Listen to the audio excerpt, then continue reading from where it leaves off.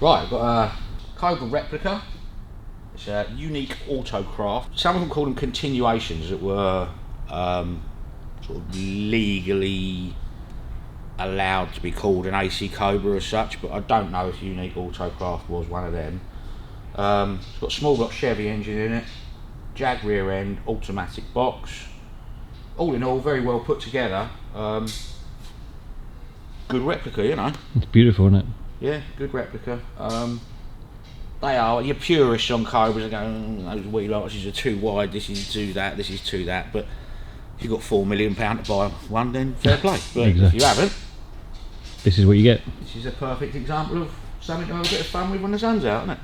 Yeah, so it's been sitting for a couple of years, I believe.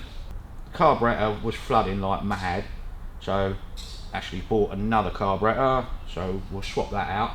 Right, replace the carb with new one supplied, oil and filter change. I think I've got a filter here somewhere because it's the same engine that's in my truck.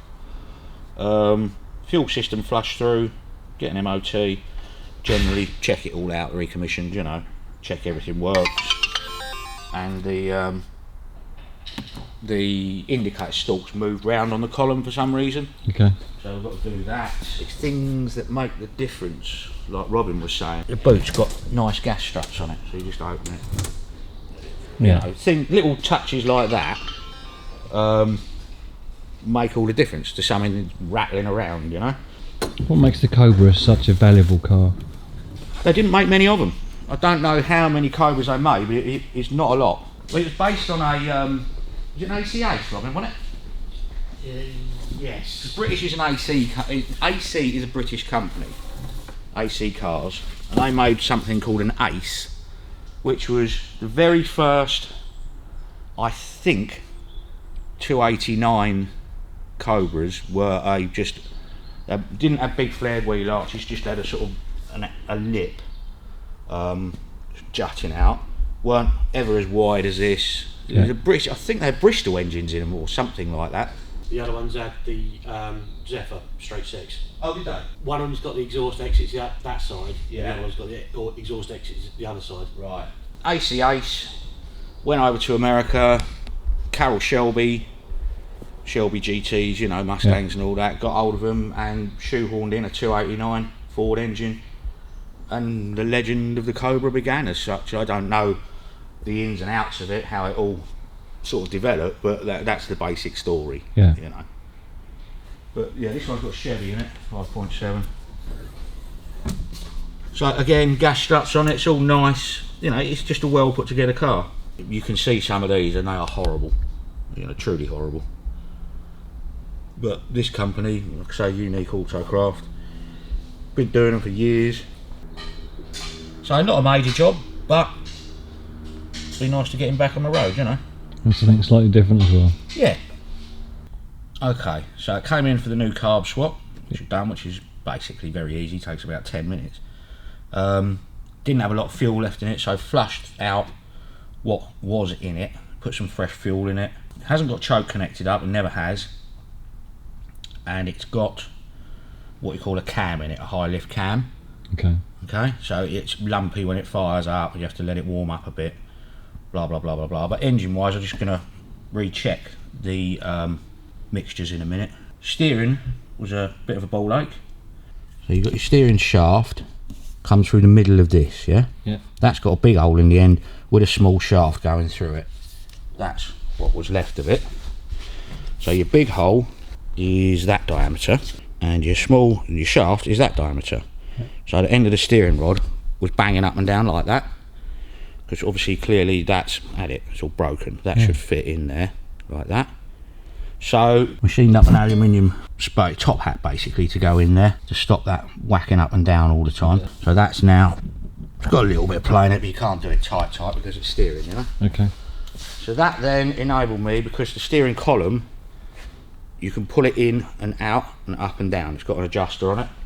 So that enabled me to get this whole instrument cluster bit back in where it should be. I haven't put the outer cover on yet because we've got to drive it and set the steering wheel so it's straight, yeah? Yeah. So that, took the column out, greased it all up, so there's a big wing nut under there, you adjust it and you can pull that steering wheel in and out towards you and back, Oh, okay. or go up and down. So that's sorted that out. It's got a horrendous clunk when you put it in gear. It always has had, I remember it from before. Yeah. So it's in the gearbox, there's nothing I can do about it. We've checked all the drivetrain through. General recommission, checked all the water levels. I've got to change the oil, I've got to order a filter. Check the gearbox oil level, that's good. Check the differential level, that's good. Checked all the brake fluid, that's all good. So all in all, it's all up together really. Wonderful. So I just want to warm it up now and just reset the mixtures, make sure they're correct. Got the noisiest fuel pump in the world.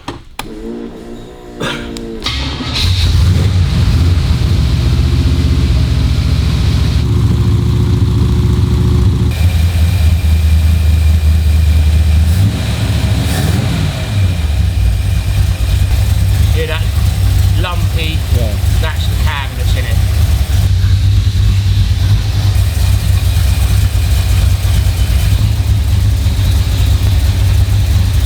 What you do is you connect your vacuum gauge to what they call a full manifold vacuum, not a ported manifold vacuum. Okay. There's different types. So you put it on that, and what you do is you adjust your mixer screw until you get the highest amount of vacuum draw on the gauge, yeah? Right, so you've got a mixer screw there, and one the other side. Screw it in or out.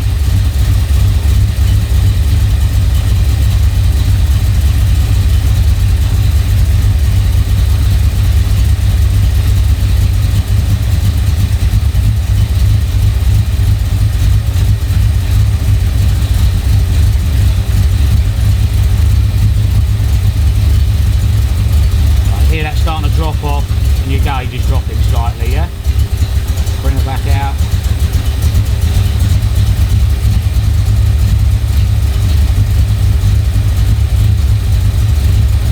Not going to get a lot higher than that.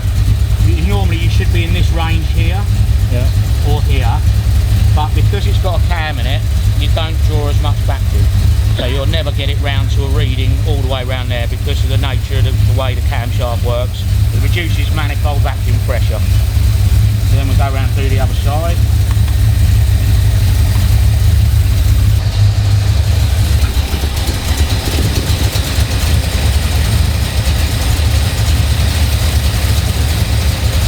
And undoing it richens the mixture, yeah? Okay. So you want to wind it in so that needle maintains, but the minute it starts to drop off, and then bring it back out about half a turn, yeah? Okay. So bring her in. Bit better there. Starting to drop off a little bit. Properly dropping off. Bring her back out. About it there.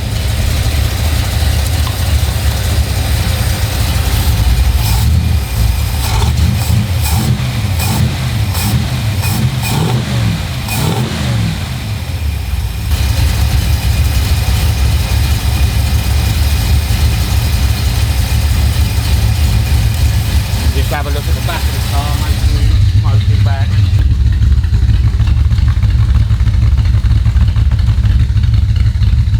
That's alright, you can smell when it's rich, you smell it. It'll get in the back of your throat when it's really rich, and you can smell it on your hand.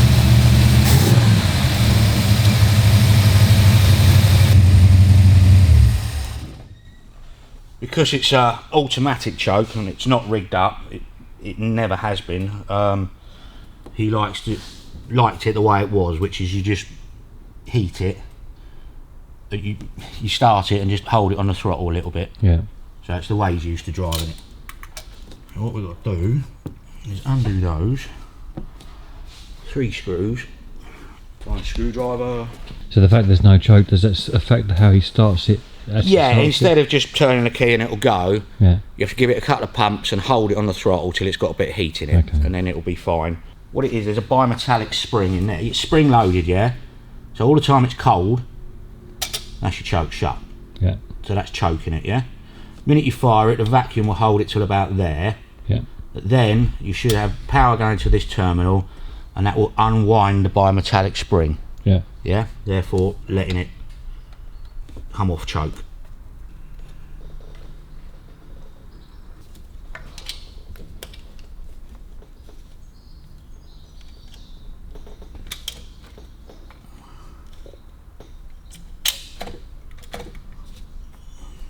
should now have no pressure on it at all, so that choke should stay there.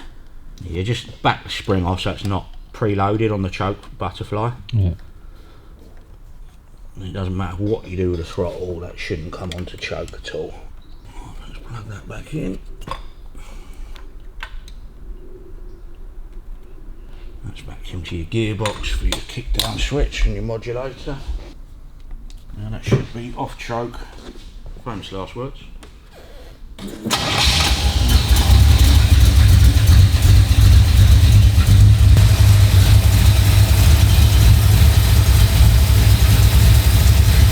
Well, what you need to set them at about 850, 900. Yeah. Because when you bang it into gear, it drops the revs.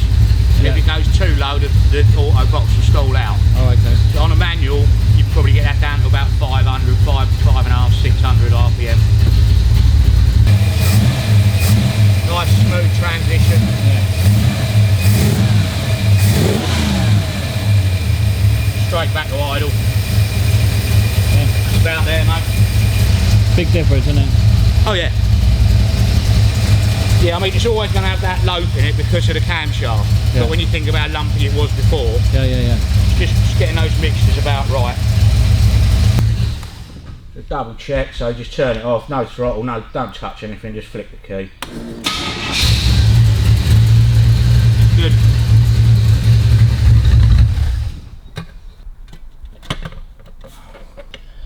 On a really finely tuned engine, if you put an air filter on it, it can mess up your mixtures sometimes, but on a big old V8 like this, you know, with a big pancake filter, it won't affect the draw of air enough. It is down to that draw of air. Yeah,